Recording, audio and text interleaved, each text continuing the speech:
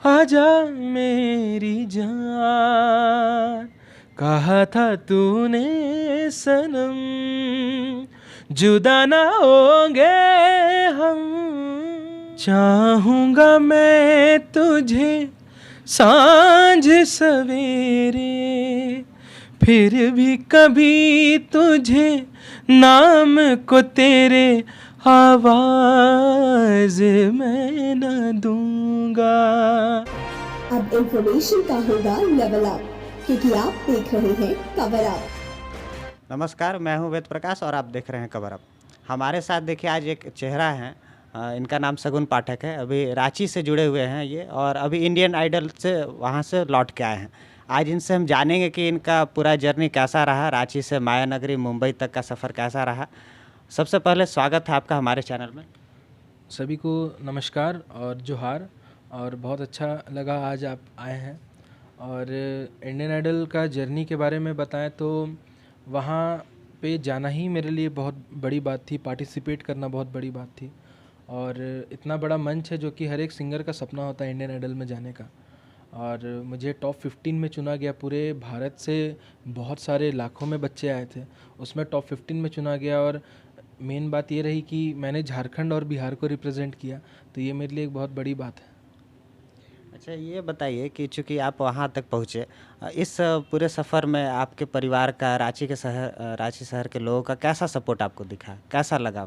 जी, मेरे परिवार का तो मुझे बचपन से ही सपोर्ट मिलता आ रहा है, क्योंकि मेरा खुद फैमिली एक म्यूज़िक बैकग्राउंड से है और हम म्यूज़िक को ही लेके आगे बढ़ रहे हैं। तो सपोर्ट कोई भी फील्ड में पापा मम्मी ने बचपन से कभी रोका नहीं, वो सपोर्ट हमेशा बहुत रहा।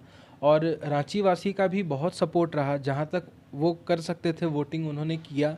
और हमारे माननीय CM, Lok Sabha member, deputy CM, बहुत लोगों का मुझे प्यार आया, मैसेज आया कि आप और आगे अच्छा कीजिए। तो रांची से बहुत सपोर्ट मिला। कुछ कम वोट्स रहे, अब जैसे रांची में काफ़ी गांव एरिया भी है, तो वहाँ पे आदमी तक टीवी नहीं पहुँच पाता है, या इंडियन आइडल के बारे में उतना नहीं जान पाते हैं, तो शायद वो नहीं देख पाए होंगे। और कुछ 30-40 वोट्स के कारण मैं पीछे रहा और मैं एलिमिनेट हो गया। तो इसका दुख नहीं है, लेकिन बहुत कुछ वहाँ से सीख के आ रहे हैं। देखिए, सबसे बड़ा चीज़ है कि इंडियन आइडल, और इंडियन आइडल के बारे में जो लोग जानते हैं वो तो जानते ही हैं, लेकिन जो लोग नहीं जानते हैं, आपको इस बारे में बताएंगे कि इंडियन आइडल क्या है आखिरकार। संगीत का एक ऐसा मंच क्या है, इसके बारे में हम आपसे जानेंगे। जी, रियलिटी शोज़ जो भी टीवी पे आते हैं उसमें इंडियन आइडल सबसे नंबर 1 पे है, क्योंकि उसका एक लेवल बहुत बड़ा है और उसको जिस तरह से दिखाया जाता है पब्लिक को बहुत पसंद आता है। काफ़ी सालों से ये इंडियन आइडल का 13वां सीज़न है, तो 12 सीज़न जितने भी गए मतलब सब हिट रहे। तो इंडियन आइडल और सब रियलिटी शोज़ से ऊंचा इसीलिए है क्योंकि उसमें जजेस भी बहुत बड़े बड़े नामी हैं। विशाल डडलानी, हिमेश रेशमिया, नेहा कक्कड़, आदित्य नारायण जी हैं। तो और वहाँ से बहुत कुछ सीखने को मिलता है। वहाँ पे जितने तीनों मेंटर्स हैं हमारे, जो हमें सिखाते थे, और काफ़ी हमें अच्छे ढंग से रखा जाता है, एक प्रॉपर एक प्रोफेशनल ढंग से हमें रखा जाता है, जो कि आगे हम लोग को फ्यूचर में वैसे ही रहना है और वो काम आएगा। तो वो एक बेस बनाता है इंडियन आइडल हर एक सिंगर का। ये बताइए कि जैसे कोई युवा है और वो इंडियन आइडल के थ्रू एक मंच अपना वहाँ पहुँचना चाहता है, तो क्या वो करे कि वहाँ तक पहुँच पाए, क्या करना होगा उसे? जी, आजकल सबसे पहले तो सोशल मीडिया का ज़माना है, सभी चीज़ सोशल मीडिया पे आ जाते हैं। टीवी आजकल मतलब जो टीनेजर्स हैं वो काफ़ी टीवी कम देखते हैं, सोशल मीडिया पे ज़्यादा उन्हें पता चल जाता है कब।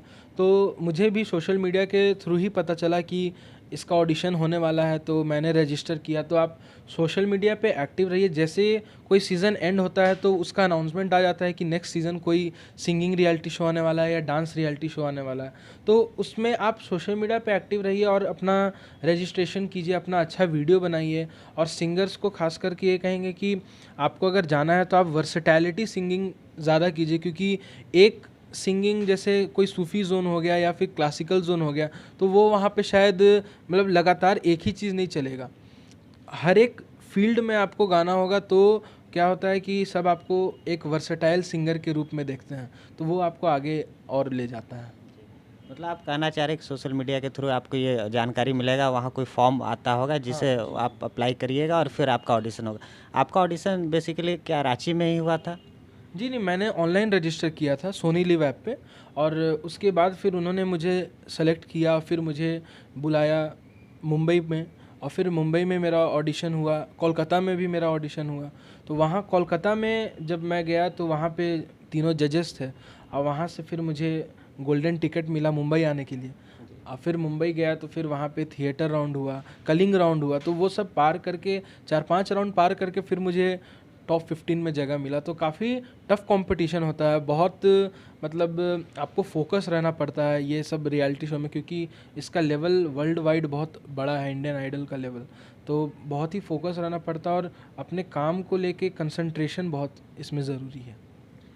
चूँकि जो 13वां सीज़न इस बार हुआ, आप अभी तो चल ही रहा है ये, आप कोई ऐसा मोमेंट जो आपको लगा है कि बहुत ख़ास रहा हो इस सीज़न में आपके साथ? जी, ये सबसे ख़ास पल ये रहा कि जो हमारे भारत के one of the legendary composer Laxmikant Pyarelal ji का जो एपिसोड हुआ था, गोल्डन एरा चैलेंज, हम सब बहुत एक्साइटेड थे, और वो जब आए तो बहुत ही अलग माहौल बना। तो हमने गाना गाया ओम शांति ओम, और एक हसीना थी एक दीवाना था। तो जब हम उनका बहुत अच्छा कमेंट आया, जजेस का बहुत अच्छा कमेंट आया, तो जब हम जाने लगे अपने सीट पे तो उन्होंने मुझे बुला के कहा कि यू साउंड लाइक किशोर दा, और आप बहुत अच्छा करेंगे लाइफ में। तो एक उनके मुंह से ये चीज़ सुनना, जो कि इतने बड़े बड़े लोगों को रिकॉर्ड कर चुके हैं, लता जी, मोहम्मद रफ़ी, किशोर दा, उनके मुंह से ये एक वर्ड ही, मेरा नाम ही लेना मेरे लिए एक बहुत बड़ी बात है। और उन्होंने मुझे कंपेयर किया किशोर दा से, और बोला कि आप बहुत अच्छा गाते हैं। तो वो मेरे लिए सबसे, सिंगिंग को लेके मेरे लिए बहुत मोटिवेशन और बेस्ट मोमेंट रहा था। ऐसा कह सकते हैं कि लगा कि एक छोटे से शहर रांची से मुंबई तक जाना आज सफल रहा। जी, एक वो मतलब एक पॉइंट पे वो सोचे कि अभी तक जो मेहनत किए थे उसका हमको थोड़ा सा फल मिला है, ये कॉम्प्लीमेंट सुन के। ये बताइए कि चूँकि जो ऑडिशन राउंड था आपका, तो कोई आप जो आपका जो गाना था उस समय, वो आप कौन सा गाना गाए थे? और एक बार हम चाहेंगे कि हमारे व्यूअर्स को भी आप वो गाना गा के सुनाएं। जी, ऑडिशन राउंड में मैंने एसपी बाला सुब्रमण्यम साहब का गाना गाया था, आजा मेरी जान। तो वो काफ़ी लोगों को पसंद आया, बहुत मिलियन में व्यूज़ गए।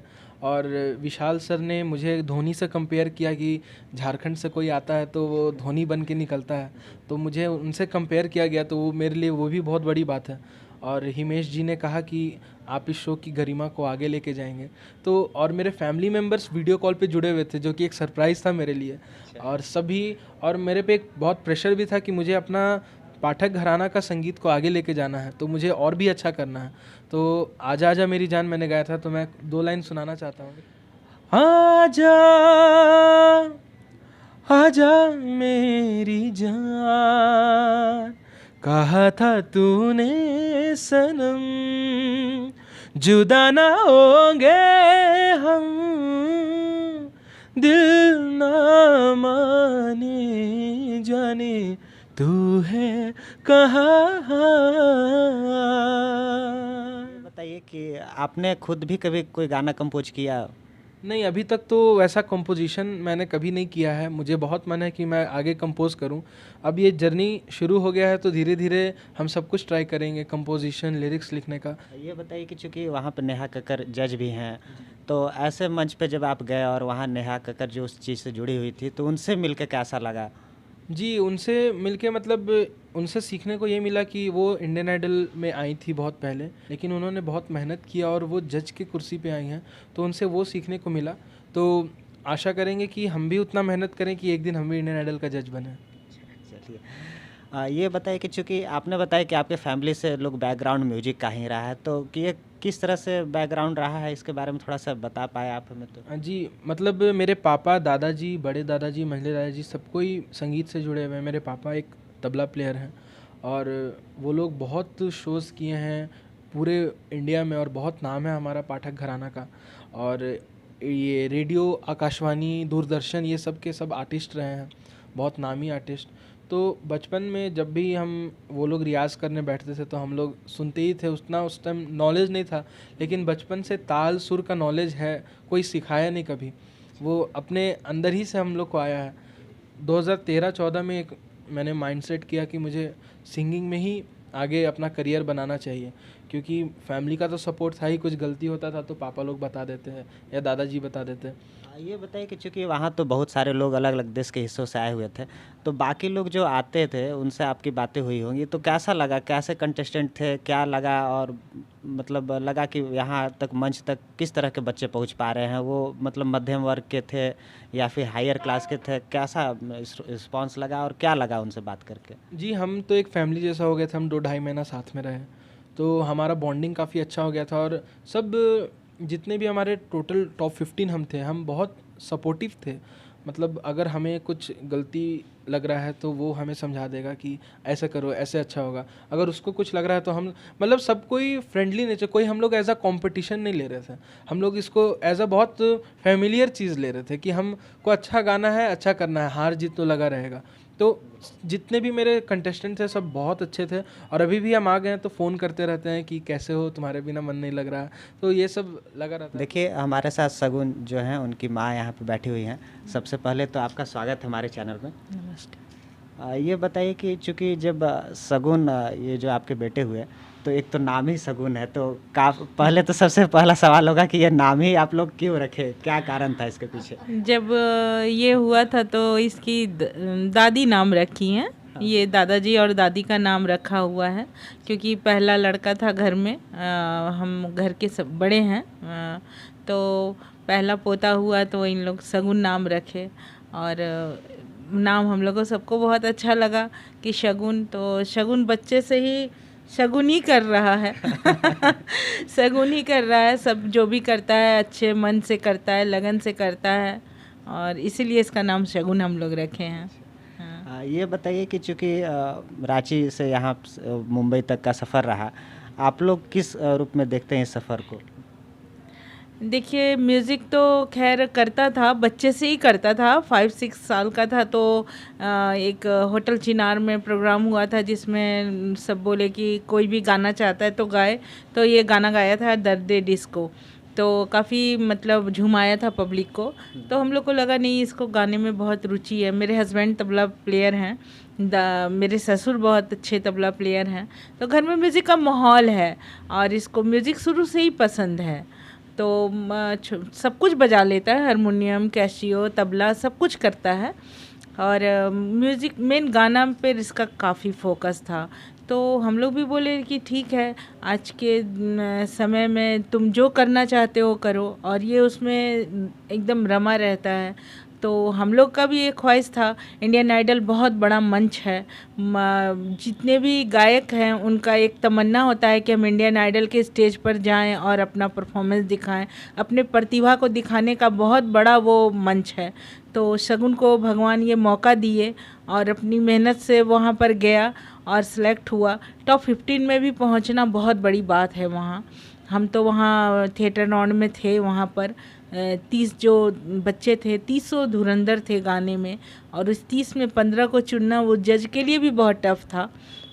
और शगुन जब वहाँ परफॉर्मेंस दिया तो हिमेश जी और नेहा जी काफ़ी बड़ाई किए इसका, विशाल जी, और कुछ वो प्रतिभा देखे ही होंगे कि 15 में चुने। और शगुन लक्की है कि ऐसा स्टेज मिला प्रतिभा दिखाने के लिए। ये तो एक इसकी रास्ता खुली है कि हाँ, अपने आगे की मंजिल को ये बहुत अच्छी तरह पा सके। और एक प्लेबैक सिंगर बनने का इसका तमन्ना है, जो भगवान इसका ज़रूर वो ख्वाहिश पूरा करेंगे। हमारे साथ शगुन की दादी भी यहाँ पे हैं। कैसा लगा कि पोता मुंबई तक गया, क्या कहेंगे? बहुत अच्छा लगा हमको। मेरा पोता बम्बई गया हम लोग को भी ले गया। हाँ, हम लोग को भी ले गया, वहाँ पर हम देखे तो बहुत हमको खुशी हुआ। मेरा सीना चौड़ा हो गया कि मेरा पोता आज इस स्टेज पर आके अपना प्रोग्राम कर रहा है। अब ये इंटरव्यू सेक्शन हम समाप्त करना चाहेंगे, लेकिन इससे पहले हम चाहेंगे कि इसकी समाप्ति एक सदाबहार गीत से हो जाए तो काफ़ी अच्छा रहेगा। शगुन जी, आपसे हम चाहेंगे कि कोई एक सदाबहार गीत हमारे व्यूवर्स को आप अपने। चाहूँगा मैं तुझे सांझ सवेरे, फिर भी कभी तुझे नाम को तेरे आवाज़ मैं न दूँगा, आवाज़ मैं न दूँगा। चाहूँगा मैं तुझे सांझ सवेरे। देखा आप लोगों ने, हमारे साथ सगुन जी हैं, उनकी माता जी हैं और दादी भी हैं, और काफ़ी ही बड़ा ही अच्छा ये इंटरव्यू सेक्शन रहा। आप सभी का धन्यवाद हमारे चैनल से जुड़ने के लिए। Thank you so much. धन्यवाद। खबरों से अपडेट रहने के लिए कवर अप को करें लाइक, शेयर और सब्सक्राइब।